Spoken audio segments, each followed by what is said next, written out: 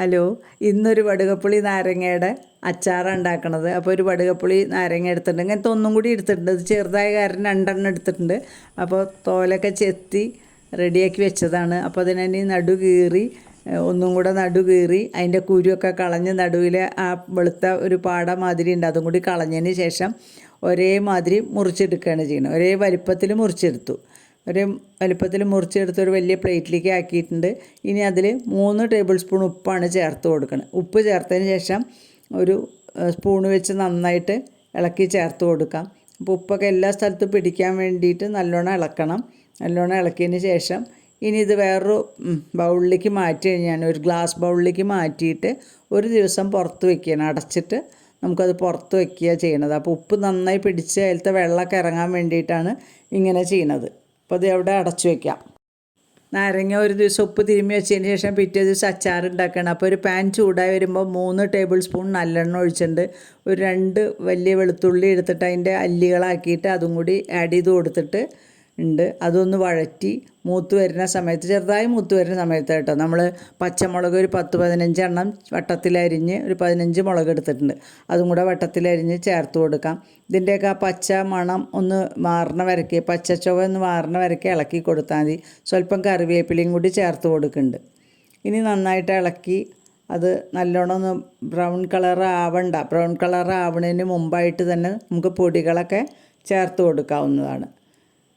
നമ്മളുടെ വെളുത്തുള്ളിയൊക്കെ colour change ആവുള്ളൂ. ആ ചേഞ്ച് ആവുന്നത് ഒക്കെ മീഡിയം ഫ്ലെയിമിൽ മാത്രം ചെയ്താൽ മതി.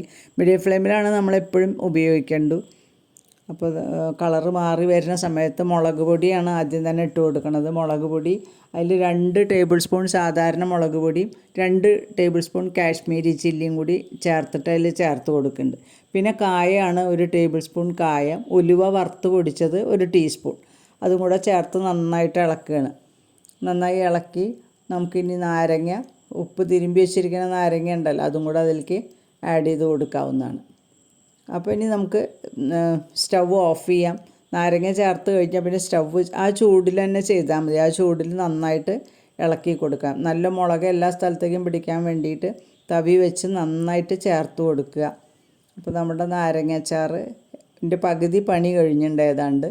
ഇനി ഈ സമയത്ത് ഉപ്പ് നോക്കി നമുക്ക് ഉപ്പ് വേണമെങ്കിൽ ആഡ് ചെയ്യാം. ഇനി തീരെ കയ്പുള്ള നാരങ്ങയാണെങ്കിൽ സ്വല്പം പഞ്ചസാര ആഡ് ചെയ്ത് കൊടുക്കാവുന്നതാണ്. ഞാനതൊന്നും ചെയ്യണില്ല, ഉപ്പ് മാത്രമേ ആഡ് ചെയ്യുള്ളൂ, പഞ്ചസാര ആഡ് ചെയ്യുന്നില്ല. ഷുഗറുള്ളവർക്കൊക്കെ കഴിക്കേണ്ട കാരണം പഞ്ചസാര ആഡ് ചെയ്യുന്നില്ല. അപ്പോൾ സ്വല്പം ഉപ്പ് കുറവാണ്, അപ്പോൾ ഉപ്പ് കുറച്ച് ആഡ് ചെയ്ത് കൊടുത്തിട്ടുണ്ട്. ഇനി അതിലേക്ക് ലാസ്റ്റായിട്ടൊരു കാര്യം ചേർക്കാനുള്ള എന്താണെന്ന് വെച്ചാൽ, നമ്മൾ നല്ലെണ്ണ ഒരു 2 ടേബിൾ സ്പൂണൊന്ന് നല്ലോണം നല്ലോണം ചൂടാക്കുക. എന്നിട്ട് അതിന് ശേഷം തണുപ്പിക്കാൻ വെച്ചിട്ടുണ്ടായിരുന്നു നല്ലെണ്ണ കേട്ടോ. നല്ലെണ്ണയാണ് അച്ചാർ നമ്മളെപ്പോഴും എടുക്കണം. അപ്പോൾ നമ്മുടെ അച്ചാറിലേക്ക് ഇനി അതും കൂടി ചേർത്ത് കൊടുക്കുക. നമ്മൾ സ്റ്റൗവൊക്കെ ഓഫ് ചെയ്ത് വെച്ചിരിക്കുകയാണ്. നമ്മൾ ചൂടാക്കി തണുപ്പിച്ച നല്ലെണ്ണ ഇതിലേക്ക് ചേർത്ത് കൊടുക്കാം. അതതിൻ്റെ മുകളിൽ ഒഴിച്ച് കൊടുക്കുക. എന്നിട്ട് നമുക്ക് ചൂടാറിയതിന് ശേഷം വേറെ കണ്ടെയ്നറുകളിലേക്ക്, ഗ്ലാസ് കണ്ടെയ്നറിൽ തന്നെ ആക്കി വയ്ക്കുക. അപ്പോൾ കുറേ ദിവസം ഇത് കേടുകൂടാതിരിക്കും. 1-2 മാസം എന്തായാലും നമുക്ക് കേടുകൂടാതെ നമ്മളുടെ അച്ചാർ റെഡിയായി കഴിഞ്ഞിട്ടുണ്ട്. സൂപ്പറാണ്, നല്ല ടേസ്റ്റുമാണ്. ഇനി മധുരം വേണമെന്നുള്ളവർക്ക് സ്വല്പം പഞ്ചസാര ഞാൻ പറഞ്ഞില്ലേ അപ്പോൾ തന്നെ ആഡ് ചെയ്ത് കൊടുക്കാം. അപ്പോൾ വടുകപ്പുളി അച്ചാർ റെഡിയായി കഴിഞ്ഞിട്ടുണ്ട്. ഞാനിതിൻ്റെ പച്ചമുളക് മാത്രം ഇട്ടിട്ടുള്ളത്, ഷോർട്ട്സും ഇട്ടിട്ടുണ്ട് കേട്ടോ. അപ്പോൾ ഒന്ന് കണ്ടു നോക്കൂ. അപ്പോൾ ഈ അച്ചാർ സൂപ്പറാണ്, ഉണ്ടാക്കി നോക്കൂ എല്ലാവരും. അപ്പോൾ അടുത്ത വീഡിയോ കാണും വരേക്കും ബൈ.